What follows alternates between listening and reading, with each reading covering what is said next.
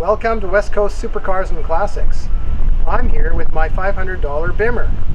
Believe it or not, I picked this car up about 3 weeks ago for 500 bucks off some guy, 500 bucks cash. You may be wondering why such a low price, and you also may be wondering why would I buy this car in the first place. Let me explain. Alright, I'll give you a little background on the E34 5 Series BMWs. They were produced between 1988 and 1996, and this model, the 535i, was produced between 1988 and 1992. In 1991 it MSRP'd at 40,000 bucks US, so in Canada it was over 50 grand back in the day. That's 26 years ago. This car has the inline 6. It's a 3.5 liter 208 horsepower engine, and it has an automatic transmission. Let's take a look inside. Let's hop in, shall we? Have a look inside here. This car is actually in remarkably good shape. You can see it's full of leather interior. The seats are pretty dirty. We cleaned this thing up quite a bit just cuz. The last person who owned it was a smoker, so it kind of smells like an ashtray in here, which is kind of gross, but you know, what do you want for 500 bucks? The stereo doesn't work, so that's really a big downer. Should have paid 400 for it. Okay, what else? Look at all this stuff. Thing has like heated seats. It's got all sorts of power functions on the seats, and they still work. Seat goes back. Driver's seat's a power seat. Still moves. Passenger seat still works. Power locks still work. It's got stability control and traction control on this car. Still working, as far as I know. Airbags. It's got power mirrors, of course.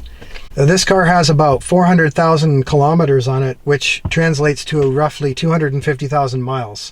So it's got quite a lot of mileage, and a lot of things are, you know, it's not exactly running perfectly or anything like that. But apart from the fact that the last owner probably didn't take a lot of trouble over this car's interior, basically just it was filthy, it's actually held up fairly well. I'm actually quite surprised. Still has a sunroof which works. It just goes to show you how well built these cars were back in the day in 1991, because this car is now 26 years old, which means it's a bona fide vintage car. Hard to believe. You know, it's got all the goodies on it.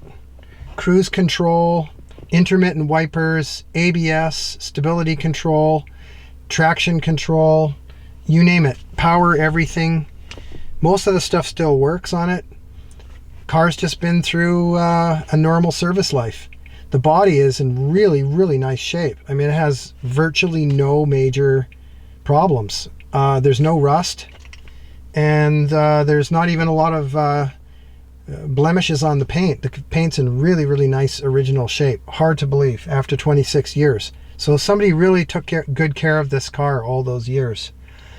And it's kind of sad that the residual value of this car would be such a low value, a few hundred bucks at best.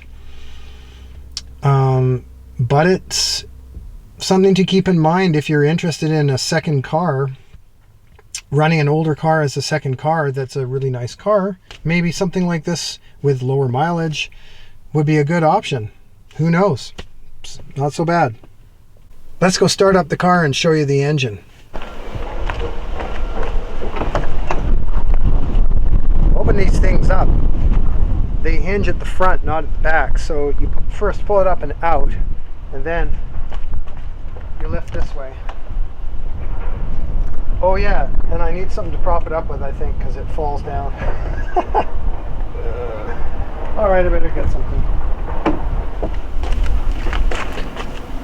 There, got my handy dandy scraper, but it also doubles as a hood prop.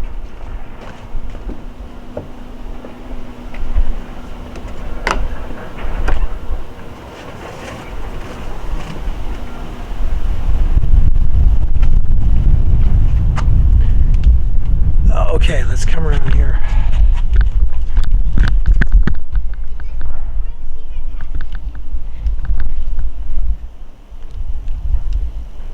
It's actually not that filthy.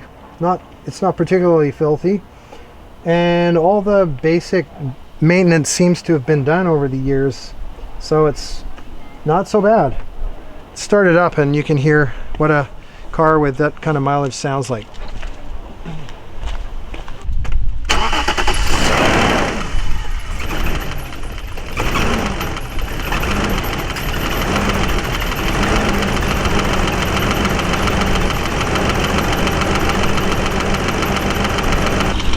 All right, now I got it fired up.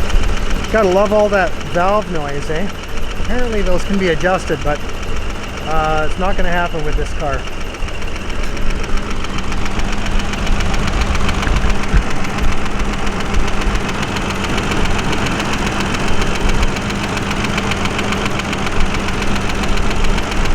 All right, time to shut it off now that we've had our fun.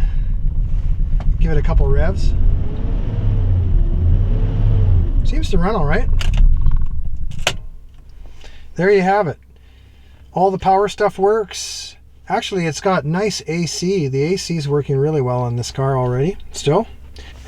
So that's about it. I guess we'll just have to wait and see what breaks or doesn't break on this car. So wish me luck, and hopefully we won't have some expensive repair when we start using this thing here and there. And you may be wondering why I would buy this old car. There's a plan for this car. This car is going to be used as part of the stages of getting into an electric car, an EV. If you've watched any of my other videos, you probably know that I've reviewed the Hyundai Ioniq EV, and then I'm also a reservation holder for a Tesla Model 3.